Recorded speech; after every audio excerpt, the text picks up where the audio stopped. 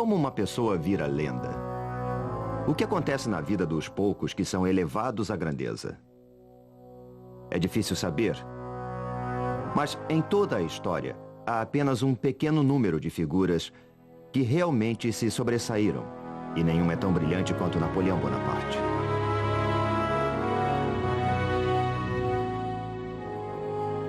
Este é o sepulcro do mais famoso líder do mundo.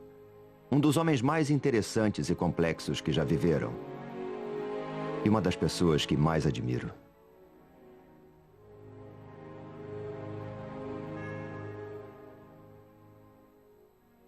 Napoleão Bonaparte está enterrado aqui.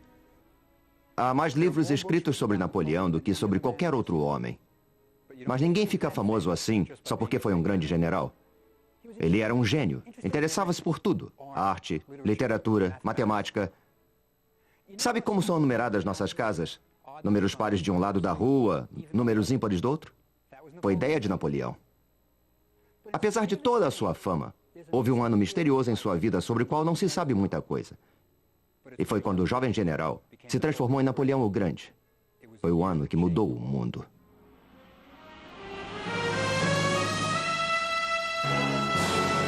A obsessão de Napoleão. Egito. Nossa história começa há 200 anos, no Egito. Uma terra quase desconhecida pelos europeus da época. Era um país que havia perdido contato com o seu passado glorioso. Seus enormes templos e monumentos estavam envoltos em mistério. Ninguém conseguia decifrar seus antigos documentos. Na época de Napoleão, o Egito era um país islâmico. A silhueta da capital, Cairo, era dominada pelas mesquitas e minaretes dos fiéis. Napoleão só tinha 29 anos e acabara de impressionar o mundo com suas vitórias militares na Itália. Ele pretendia consolidar sua glória e sua fama conquistando o Egito. Mas por que o Egito? Bom, a França estava em guerra com a Inglaterra. E ao conquistar o Egito, Napoleão poderia bloquear as rotas de comércio entre a Inglaterra e sua possessão mais valiosa, a Índia. Mas havia outro motivo. Bonaparte ansiava por um novo desafio. Ele escreveu: "A Europa é como um cupinzeiro, desmorona facilmente. Meu momento de glória já passou e essa pequenina Europa não me deu toda a glória que mereço. Precisamos caminhar para leste. Foi lá que as grandes figuras foram buscar a glória." E na sua busca por glória e fama, Napoleão seguiria os passos de seu ídolo, Alexandre o Grande. Ele singraria para o Egito, aquela terra exótica que estava, havia séculos, isolada do mundo ocidental. Após semanas no mar, os franceses desembarcaram perto de Alexandria, que era então um porto sonolento, e tomaram a cidade enfrentando a fraca resistência. O Egito não era sequer governado por egípcios. Os guerreiros mamelucos controlavam o país. No século XIII, o sultão do Egito comprou 12.000 jovens escravos vindos das montanhas do Cáucaso, perto da Armênia, chamados de Mamluk ou mamelucos, e os treinou para formarem uma tropa de elite. Os mamelucos logo derrubaram o sultão, e desde então dominavam o Cairo. Em breve, Napoleão iria derrotá-los em combate, mas não seria tão fácil assim. Este é o deserto egípcio. É quente, muito quente. No verão, a temperatura chega a 55 graus centígrados. Hoje, recomenda-se aos turistas para que usem chapéu, roupas leves e bebam 1 litro de água por hora. Napoleão chegou em julho. Seus homens vestiam uniformes pesados de lã e não carregavam garrafas d'água. Por quê? Porque Napoleão era incrivelmente contraditório. Ele esmiuçava todos os detalhes de suas campanhas. Era um grande estrategista, mas quando queria alguma coisa, queria e pronto. E agora ele queria o Cairo, que ficava a 210 quilômetros de distância. E ele resolveu que seu exército iria marchar pelo deserto, sem mapas precisos, com suprimentos inadequados e quase sem água. Napoleão fazia economia com quase tudo, menos com a vida dos seus homens. Ao atravessarem o deserto, o calor era insuportável e as tropas começaram a despir seus uniformes. Enlouquecidos pelo calor e pela falta d'água, muitos soldados largaram para trás suas rações. Quando alguém está morrendo de sede, o que menos importa são biscoitos secos. Durante a marcha sobre o Cairo, a poeira arranhava suas gargantas e a areia queimava seus pés. Para piorar seu sofrimento, eles viam brilhando à distância lagos e poças que, de fato, não estavam lá. Os soldados chamavam essas ilusões de miragens, uma visão falsa. Atormentados pela possibilidade de beber água e descobrir que era uma ilusão, alguns homens perderam a razão e se suicidaram. Os poços que eram realmente encontrados eram esvaziados em questão de minutos. O sargento François registrou: mais de 30 soldados morreram em volta daqueles poços. Quando os soldados finalmente chegaram ao Nilo, debandaram e se atiraram na água. Alguns caíram na água com suas roupas e armas, boiando e nadando durante horas, bebendo quanto podiam.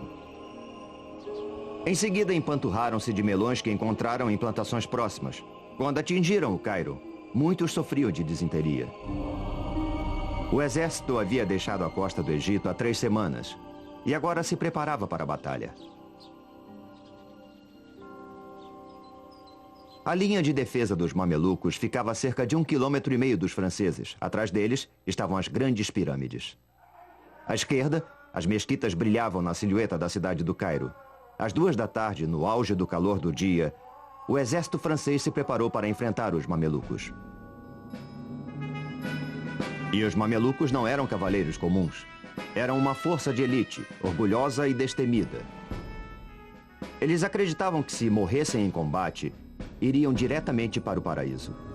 Suas tumbas eram grandes e elaboradas.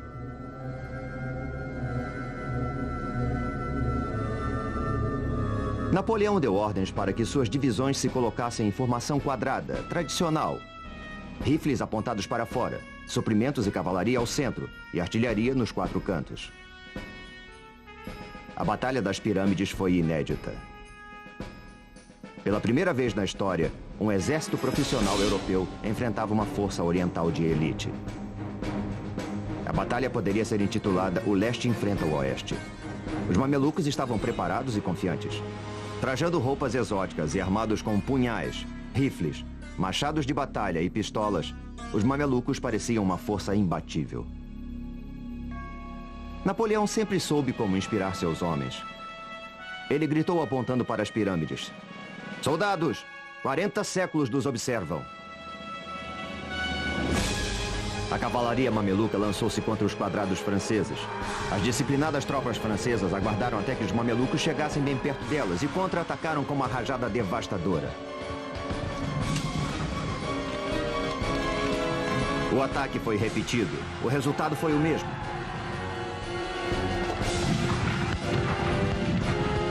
Os cadáveres dos mamelucos cobriram o campo de batalha. Os despojos pertencem ao vencedor e os soldados franceses estavam decididos a pilhar. Eles limparam os mamelucos caídos de suas joias, ouro, prata e recolheram suas belas armas. Era o prêmio que recebiam por tudo que tinham sofrido. As coisas pareciam ir muito bem. Napoleão havia conquistado o Egito.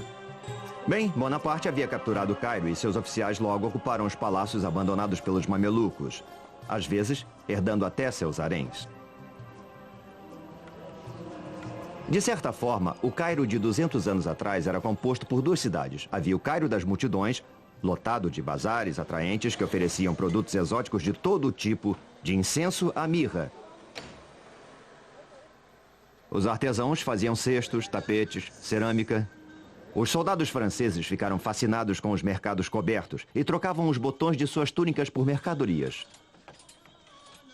Além dos badulaques ao mesmo tempo estranhos e maravilhosos do bazar, havia o mercado de escravos, onde, pelo valor de 1 mês de salário, você podia comprar uma jovem escrava. E havia também o glorioso Cairo dos mamelucos, cujos misteriosos palácios eram cheios de quartos secretos.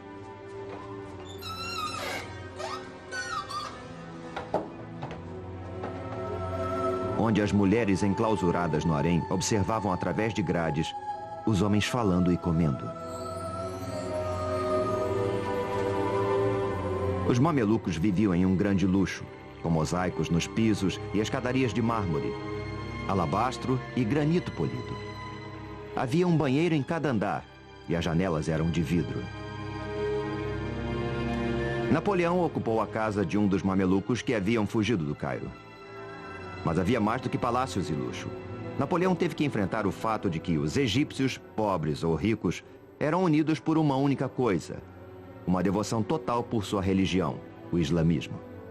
E Bonaparte, que era pragmático, anunciou: eu não sou cristão e meu exército e eu queremos nos converter ao islamismo. Foi uma atitude muito louca.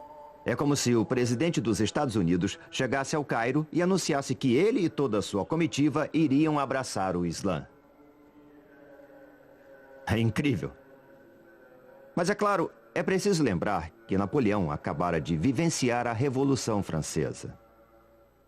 Ele era um radical e dizia coisas que nenhum outro general no mundo ousaria dizer.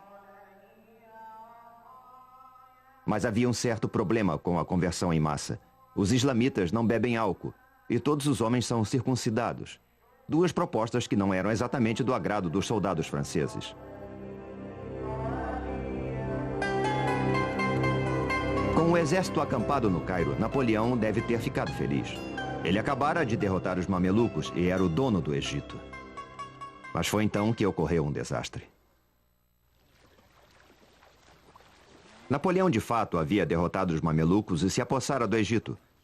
Mas sua sorte não duraria muito. Nesta baía em Abukir, na costa mediterrânea do Egito, Napoleão se depararia com o desastre. Sabe, ele não estava sozinho. A frota britânica, comandada pelo maior almirante da Inglaterra, Horatio Nelson, andava procurando seu inimigo, os franceses.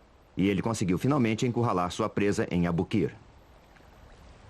O almirante francês queria levar sua frota para um porto mais seguro.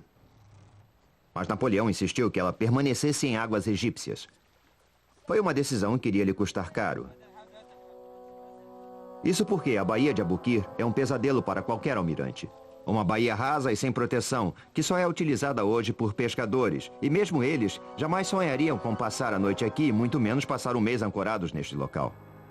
O almirante francês Brie ancorou sua frota o mais perto da costa que ele julgava possível e mandou apontar todos os canhões para o mar aberto, prevenindo-se para o caso de Nelson vir a atacar, que foi exatamente o que aconteceu.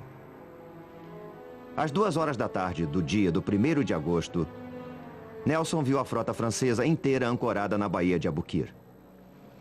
Se ele parasse para aguardar o restante de sua frota, teria que esperar umas 6 horas para atacar. Ele só podia contar com 2 horas antes de o sol se pôr. Mas mesmo assim, Nelson resolveu se engajar na batalha naval mais espontânea de toda a história. Os franceses esperavam que os ingleses fossem respeitar as normas tradicionais de combate e aguardar o nascer do sol para alinhar seus navios em oposição aos navios franceses e abrir fogo contínuo até que um dos lados se rendesse. Mas Nelson resolveu romper com todas as normas e partiu direto para o ataque.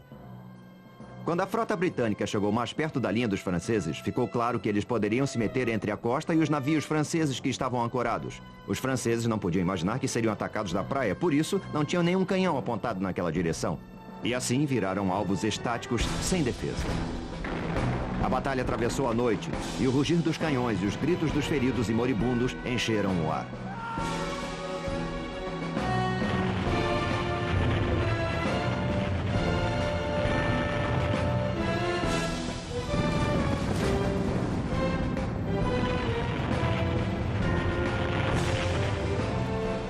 O Orient, que era o maior navio do mundo com 120 canhões, estava prestes a perecer. Estava em fogo e havia sido pintado recentemente, o que fazia com que fosse ainda mais inflamável. Quando o fogo atingiu seus paióis de pólvora, ele explodiu e o estrondo pôde ser ouvido a 80 quilômetros dali. Era o som mais forte que eles já haviam escutado. E os marinheiros de ambos os lados sustaram o combate por 10 minutos. Quando a batalha terminou, Nelson declarou: "Vitória não é uma palavra forte o suficiente para descrever esta cena. Foi a batalha mais decisiva da história naval. Foi a Pearl Harbor de Napoleão." Nelson era estritamente um marinheiro e não tinha intenção de lutar em terra. Ele destruíra os navios de guerra de Napoleão e a partir de então seria difícil para os franceses receber suprimentos ou reforços de tropa da França. Ele comentou secamente: "O exército deles está numa enrascada e não vai conseguir sair dela." E ele zarpou dali, deixando os franceses encalhados no Egito.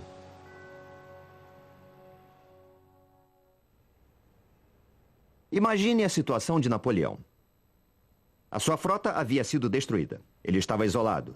Não podia mandar vir nem suprimentos nem tropas da França. Era um desastre em termos militares. Mas como ele reagiria a tudo isso?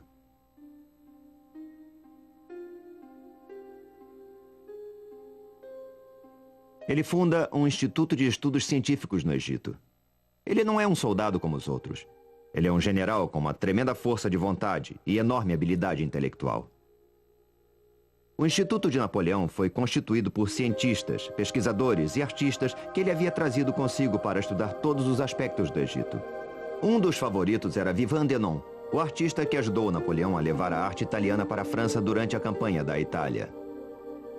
Aos 55 anos, Denon era um dos membros mais velhos da campanha do Egito, mas não se importava com as balas zunindo sobre sua cabeça enquanto fazia esboços dos templos. E havia também o general Caffarelli, que comandava o batalhão de engenharia. Ele havia perdido uma perna lutando na Alemanha e andava por todo lado com uma perna de pau. Napoleão gostava de sua animação e levava Caffarelli para onde fosse. Na primeira reunião do Instituto, Napoleão, que era o vice-presidente, sugeriu assuntos para pesquisa, tais como: haverá formas de melhorar o pão?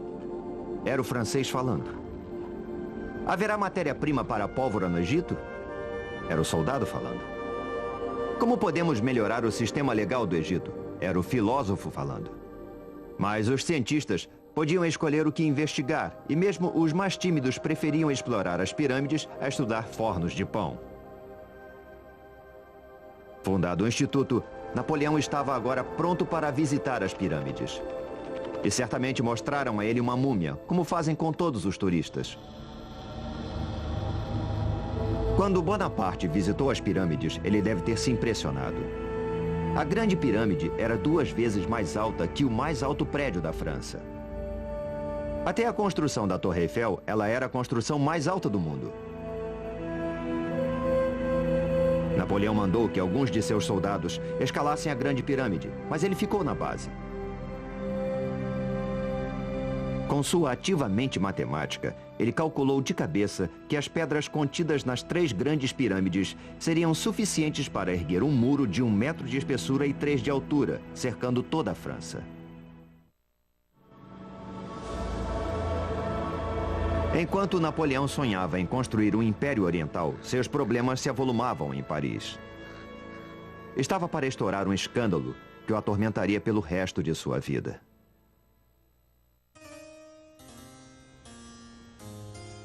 Antes de sair da França rumo ao Egito, Napoleão havia se casado com Josefina, uma viúva mais velha do que ele, que tinha péssima reputação. Logo que ele chegou ao Egito, Josefina começou a confirmar sua reputação de gastadeira e boa vida. Ela gastava o dinheiro de seu marido como se fosse água. Comprou Malmaison, um castelo nos subúrbios de Paris, e passou a mobiliá-lo em alto luxo. Ela era indiscreta. Exibia-se em Paris com uma série de rapazes elegantes. O povo começou a falar. Napoleão preferiu ignorar as cartas que chegavam a ele, acusando-a de infidelidade, tentando negar o óbvio. Napoleão entendia muito bem de homens. Ele conseguia que eles fizessem tudo o que ele queria. Mas quando chegava a vez das mulheres, ele ficava perdido. Não fosse assim, ele jamais teria se casado com Josefina. Napoleão teve finalmente que reconhecer a realidade da infidelidade de Josefina. Aborrecido com as travessuras de Josefina, Napoleão logo encontrou guarida nos braços de Pauline Fourré, que tinha 20 anos e era casada com um de seus tenentes. O tenente Fourré foi transferido para Paris e Pauline mudou-se para uma mansão vizinha de Napoleão. Enquanto o amor florescia entre o casal, o Instituto Científico iniciou seus estudos sobre o Egito. O artista Denon ficou maravilhado com a visão da esfinge e escreveu: embora suas proporções sejam colossais, os contornos que foram preservados são tão graciosos quanto puros. A expressão da face é gentil, graciosa e serena. A boca, com lábios grossos, tem uma curva sensual e um acabamento realmente admirável. É como se ela estivesse viva. Denon queria ver o restante do Egito e acompanhou o exército francês que perseguia os mamelucos ao sul. Ele seria o primeiro europeu a fazer imagens dos monumentos do sul que remontam ao passado remoto do Egito. Ele teria sorte de se maravilhar com os grandes templos, em Karnak e em Luxor. de desenhar as misteriosas esculturas do Vale dos Reis e de apreciar os colossos de Memnon. Ele registrou tudo. Seu único receio era não ter tempo ou materiais em quantidades suficientes. E, de fato, os seus lápis terminaram e ele resolveu o problema derretendo balas de chumbo e improvisando. Em inglês, a expressão lápis de chumbo persiste até hoje. Encantado com as antiguidades do Egito, Denon sempre pedia aos soldados mais tempo para desenhar os templos e as tumbas. Ele foi o primeiro artista profissional a entrar no Vale dos Reis, o lendário local de sepultamento dos faraós do Egito. Denon nunca havia visto uma paisagem semelhante. Um vale isolado de uma brancura que brilha ao sol, completamente estéril, e com o que pareciam ser cavernas cavadas nas encostas cheias de detritos. As tumbas dos reis ficavam lá dentro. Ele quase se desesperou tentando registrar as pinturas das tumbas com suas cores vibrantes. Como é possível abandonar estas preciosidades sem fazer um registro delas? Como retornar sem um desenho para mostrar? Eu implorei por um quarto de hora. Me deram 20 minutos. Uma pessoa segurava uma fita métrica sobre cada objeto para qual eu apontava, e eu pude terminar minha tarefa com graça e perfeição. Denon não era o único cientista que trabalhava no Vale dos Reis na ocasião. 2 dos membros mais jovens do Instituto, René de Villiers e Prosper Gelois, estavam lá também, aproveitando-o ao máximo.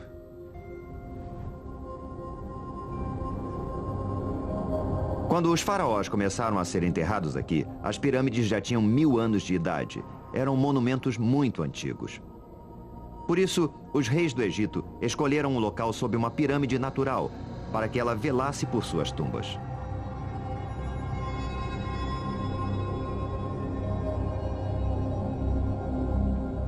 Os 2 jovens engenheiros, alegres e em busca de aventuras, subiram do Vale dos Reis para outro vale, onde não havia tumbas pelo que se sabia. Eles descobriram uma.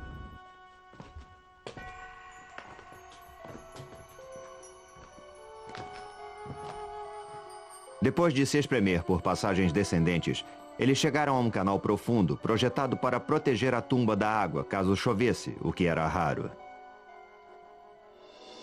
E lá eles se depararam com o dono da tumba. Mas eles não sabiam quem era ele. Ainda decorreriam 20 anos antes que se pudesse decifrar os hieróglifos e ler os nomes. Nossos jovens amigos haviam descoberto a tumba de Amenhotep III, um dos maiores reis do Egito. Foi ele quem ergueu alguns dos mais importantes monumentos do Egito. Eles tampouco sabiam que Amenhotep reinou por 28 anos. Tempo bastante para construir uma enorme tumba. Eles exploraram os salões cheios de pilastras. Salas laterais cheias de mistério e pinturas mágicas nas paredes. Chegaram, por fim, à câmara fúnebre, onde encontraram o sarcófago violado. Mas Amenhotep não estava lá. Ladrões de tumbas do passado já haviam estado ali há milhares de anos. 2 séculos de pesquisa se seguiram aos 2 jovens cientistas.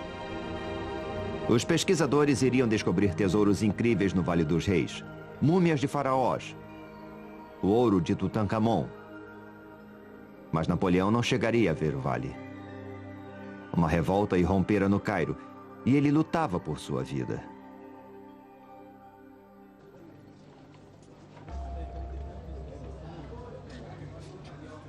Assim como hoje, os egípcios se reuniam nas casas de café do Cairo para fumar e beber o forte café turco. Nem pensar em leite por aqui. A conversa era sempre sobre política e sobre a invasão francesa, mas os sussurros eram de revolta. Napoleão começava a perder controle sobre a cidade.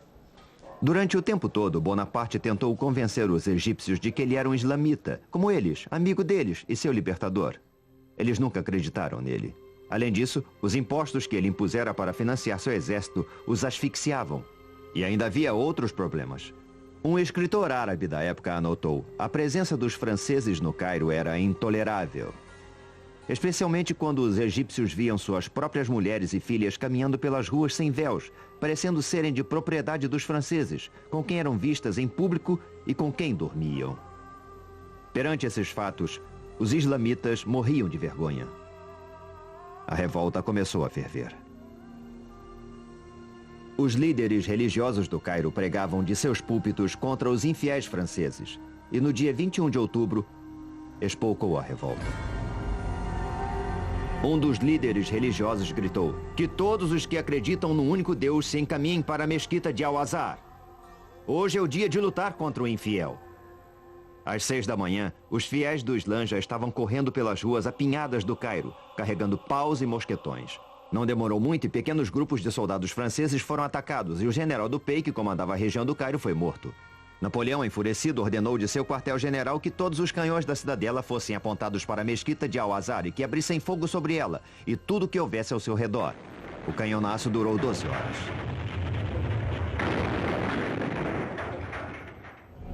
Um árabe relembrou: o bombardeio foi tão terrível que as pessoas corriam para as ruas e se escondiam em buracos.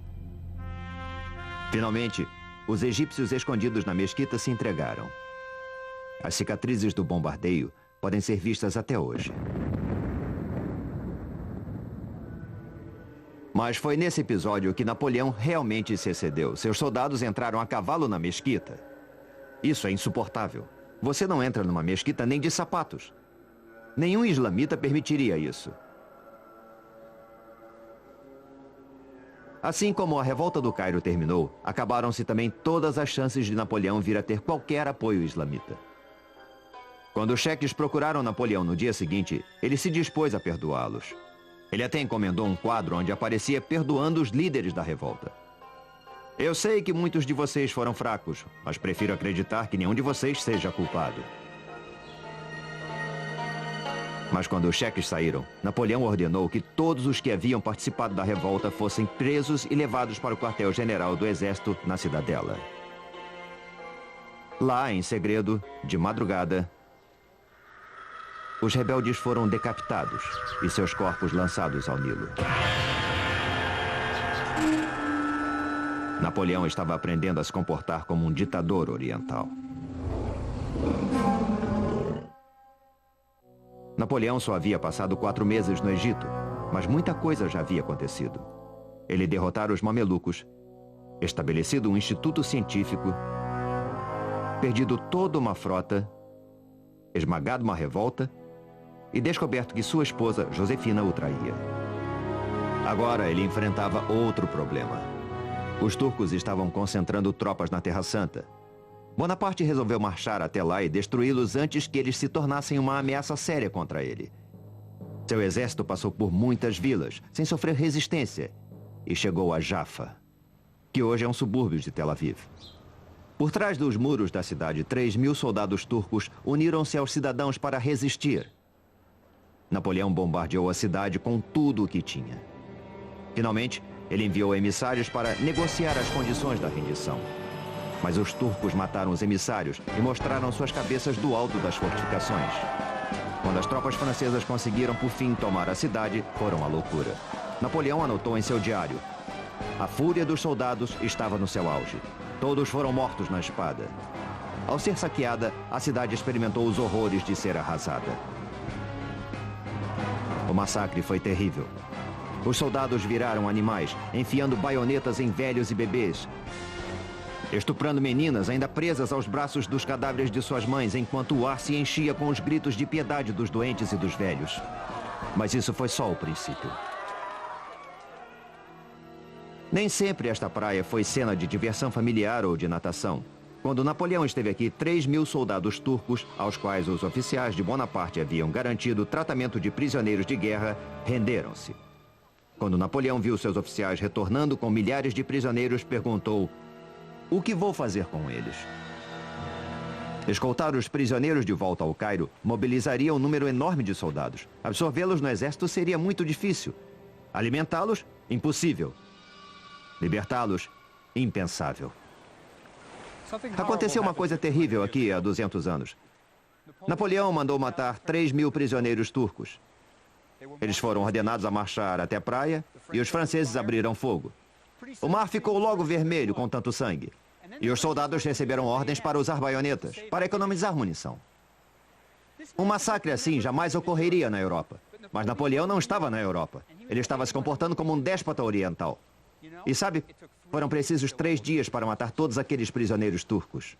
E até mesmo os turcos que nadaram para ilhotas distantes foram caçados e mortos à baioneta para economizar balas. Napoleão precisava de toda a munição que ainda tinha.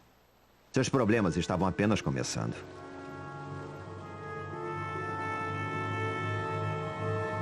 Quando Napoleão penetrou na Terra Santa, a peste estava a toda força e ele perdia dezenas de soldados a cada dia.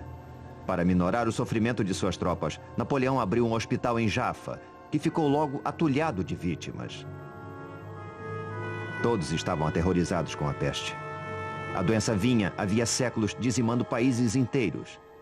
Ela parecia não ter origem e ninguém sabia o que a causava. O que as pessoas sabiam era que ela levava a uma morte horrível, começando com uma febre e feridas enormes que cobriam todo o corpo. A febre aumentava, a língua inchava e a pessoa tinha uma sede insuportável. A peste matava dezenas de homens todo o dia. Pior do que a perda dos soldados, a peste estava desmoralizando o exército de Napoleão. E os soldados tinham medo de tratar seus colegas doentes. Napoleão tinha que dar um basta ao pânico. E então ele declarou que a causa da peste era o medo e que a coragem era a cura. Como o diagnóstico médico não era essas coisas, mas queria provar sua tese. Ele foi então até o hospital da peste. Conversou com os doentes e então, mestre dos grandes gestos que era, chocou a todos. Aos seus pés estava um cadáver asqueroso. O uniforme do soldado estava manchado pelas pústulas que haviam estourado. E o que ele fez? Ele se ajoelhou, pegou o morto em seus braços, carregou-o até um lugar mais digno para o seu repouso e o colocou lá. E se diga o que for sobre Napoleão, ele não tinha medo. Por isso, seus exércitos faziam o que ele quisesse. Mais tarde, Bonaparte faria com que esse evento fosse imortalizado numa pintura, onde o soldado morto é mostrado vivo, e o hospital aparece bem mais majestoso do que realmente era. E a lenda crescia. Por mais horrível que fosse, a peste não era o maior inimigo de Napoleão. Esse ainda estava por aparecer. Quando o exército de Napoleão chegou à cidade de Acre, teve que enfrentar um dos tiranos mais cruéis da Terra Santa, o Pachá de Dzejar, que era conhecido como o açougueiro, porque a maioria de seus serviçais era mutilada, faltava-lhes uma orelha, um olho, punição por erros. O forte do Pachá, que defendia a cidade de Acre, tinha uma posição privilegiada, com apenas um dos seus lados pesadamente fortificado, virado para a terra. Isso foi um aspecto crucial na batalha que se seguiria. Porque, veja, há apenas 2 táticas básicas quando o inimigo está protegido por um forte. A, acampar em torno do forte e esperar que o inimigo morra de fome. E B, assaltar o forte. Mas Napoleão não poderia matar o Pachá de fome, porque a frota inglesa, também sua inimiga, navegava até o forte e supria Dzejar com todas as provisões que necessitasse. Só restava o plano B, assaltar o forte. Mas isso também tinha lá seus problemas. O forte era muito bem protegido e armado com alguns dos maiores e melhores canhões de todo o Oriente Médio.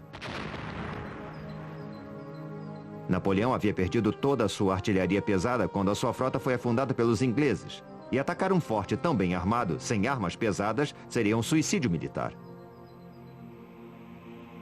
Qualquer outro general teria desistido. E o que fez Napoleão? Ele atacou o forte. Como eu já disse, ele só tinha 29 anos e nunca havia perdido uma grande batalha. Mas o assalto seria extremamente difícil. Os ingleses haviam assestado canhões numa pequena ilha perto da costa para proteger a área mais vulnerável do forte, o portão principal da cidade. O auxiliar capenga de Napoleão, Caffarelli, percebeu logo que eles deveriam atacar o lado do forte oposto aos canhões ingleses. E ele decidiu atacar uma torre de canto. Se ela fosse rompida, os franceses poderiam entrar de assalto no forte. Mas para chegar a ela, eles teriam que cruzar um fosso. Caffarelli supervisionava a operação, claudicando. Os franceses estavam acampados a uns 500 metros do fosso e um engenheiro foi enviado para reconhecer o terreno, mas foi morto por um franco-atirador, e Napoleão não conseguiu saber detalhes da profundidade nem da topografia do fosso. De onde estavam só podiam ver um declive suave, descendo para o fosso. Quando o exército atacou, ficou claro que o declive terminava de forma abrupta. E à frente havia uma queda livre de cerca de 6 metros. Os franceses tentaram desesperadamente construir escadas para descer ao fundo do fosso e subir do outro lado. Mas isso era impossível, porque os homens de Dzéjar atiravam neles e o fosso virou uma armadilha mortal.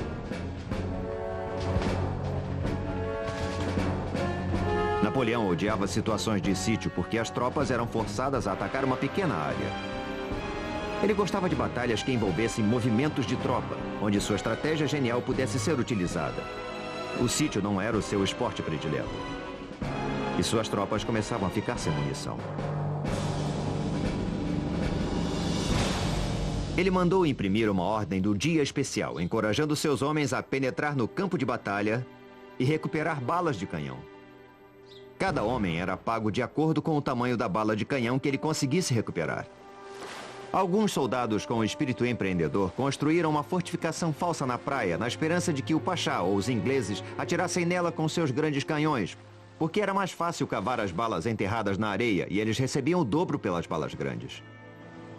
O dinheiro extra era muito bem-vindo, pois havia meses que eles não recebiam seus soldos. Apesar de todos os esforços de Napoleão, a cidade de Acre não caía e chegou a notícia de que mais tropas turcas estavam se preparando para invadir o Egito. Napoleão teve que desmontar sua tenda e escapar na escuridão da noite. Ele acabara de sofrer sua primeira grande derrota em combate. Mas se você lesse a mensagem que ele enviou ao Cairo, jamais saberia disso. Arrasei o palácio de Dzéjar e as fortificações de Acre. Bombardeei a cidade com tal intensidade que não sobrou pedra sobre pedra. Exemplo perfeito de redução de perdas. O forte continua lá até hoje na costa de Israel.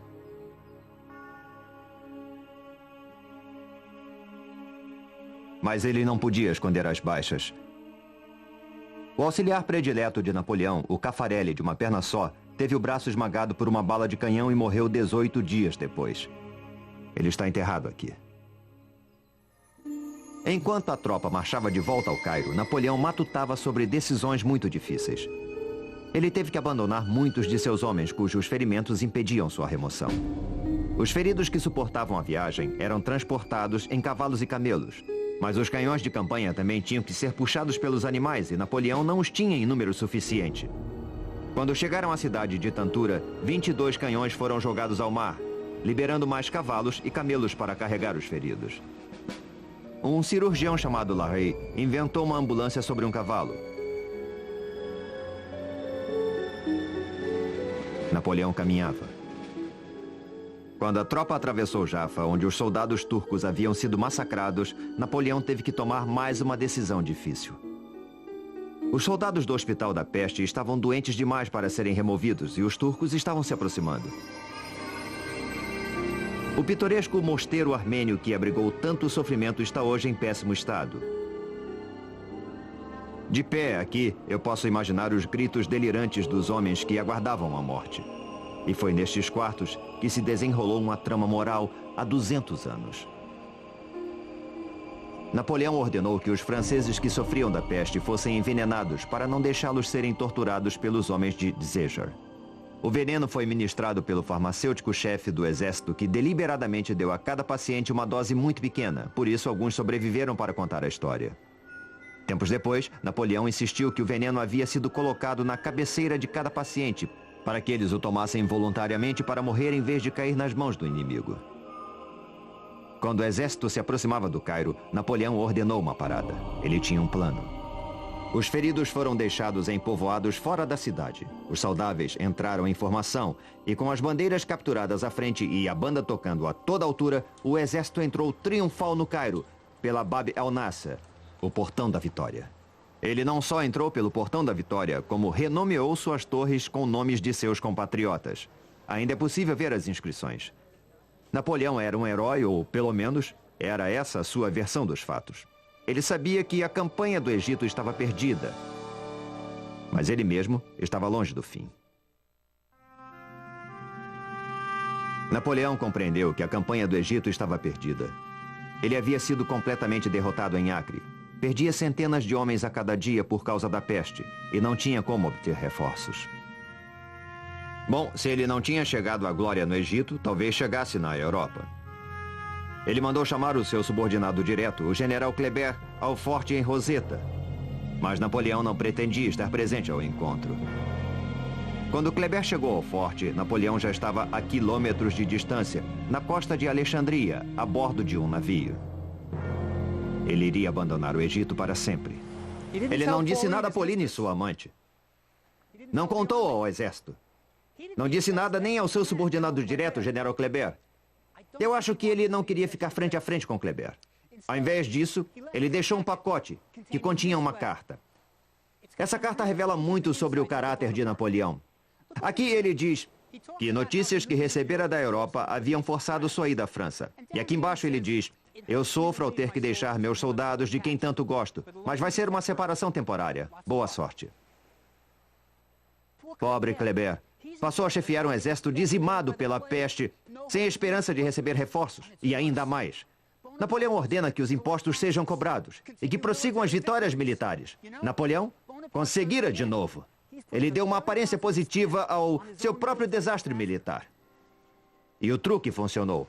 Bonaparte voltou a Paris, não como um general derrotado que abandonara um exército dizimado. Ele voltou como um herói. Ele mandou que fossem cunhadas medalhas que o mostravam como libertador do Egito. E passou a comemorar vitórias que nunca existiram. Numa das medalhas, ele aparecia entrando no Egito como um imperador romano, numa carruagem puxada por 2 camelos. Bobagem total. Ele perdera a metade de seu exército, mas todo mundo acreditava na versão dele. Em poucas semanas, ele governava a França. Os seus sonhos de glória mudaram o rumo de muitas vidas.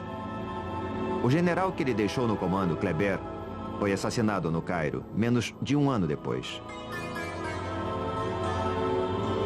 O exército continuou a ser dizimado pela peste e finalmente se rendeu aos ingleses em 1801. Os sobreviventes se sentiam felizes apenas por não terem perdido a vida. E os cientistas? Continuaram a colecionar antiguidades, pássaros e plantas até o dia da rendição. Quando eles souberam que todos os seus desenhos e coleções seriam confiscados, preferiram ir para a Inglaterra com seus espécimes do que voltar para a França sem eles. Os ingleses foram bonzinhos e deixaram que ficassem com tudo. Bom, com quase tudo. Sabe, alguns dos pesquisadores passaram todo o tempo copiando as inscrições em hieróglifos na esperança de que isso facilitasse a tarefa de decifrar a antiga linguagem. Aí eles deram sorte. Quando os soldados estavam escorando as fundações do forte em Roseta, encontraram antigos blocos de pedra marcados com hieróglifos. Um desses blocos, uma pedra grande, tinha inscrições tanto em hieróglifos quanto em grego arcaico. Eles sabiam que haviam encontrado uma coisa muito importante.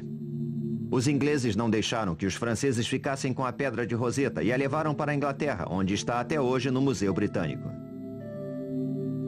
20 anos depois, um estudioso francês chamado Champollion, examinando a pedra de Roseta, conseguiu decifrar o código e ler os hieróglifos pela primeira vez em 2000 anos. E fica claro que os hieróglifos foram decifrados em decorrência da paixão de Napoleão pela glória. Foi o início da egiptologia moderna que talvez seja o maior legado de Napoleão. E Napoleão? Bem, se você se lembra das aulas de história, ele acabou se coroando imperador. Mas no fim, sua impaciência e autoconfiança acabaram com ele. Assim como na campanha do Egito, Bonaparte invadiu a Rússia sem ter se preparado para o clima. Nesse caso, temperaturas de inverno que congelavam. Ele perdeu mais de 250 mil homens. Foi no Egito que Napoleão provou o poder absoluto pela primeira vez. À sombra das pirâmides, ele entendeu que podia inspirar homens a realizar tarefas quase que sobre-humanas. Foi no Egito que um jovem general chamado Bonaparte transformou-se em Napoleão o Grande. Depois de sua derrota final em Waterloo, Napoleão morreu no exílio, mas sempre quis ser enterrado na França. 20 anos depois, ele finalmente teve o seu desejo realizado. Quando seu corpo foi trazido de volta a Paris, era inverno. A temperatura estava abaixo de zero. O corpo de Napoleão atravessou as ruas numa carruagem dourada, em forma de templo, decorada nas cores púrpura e ouro. Velhos soldados, veteranos de Waterloo e das campanhas da Rússia e do Egito, se alinharam nas ruas, trajando uniformes velhos, que já não serviam para eles, para saudar seu imperador pela última vez. Foram distribuídas 36 mil entradas para o funeral. Mas a lenda era tão forte que houve mais de 250 mil pedidos. Apesar de suas falhas, Napoleão Bonaparte foi um grande homem. Um visionário que não respeitava limites. E seus homens se orgulhavam de terem participado de suas visões. E lá está ele, sob o grande domo. E o seu epitáfio: que ele descanse sob o domo. É um capacete digno da cabeça de um gigante. Versão brasileira Sincrovídeo.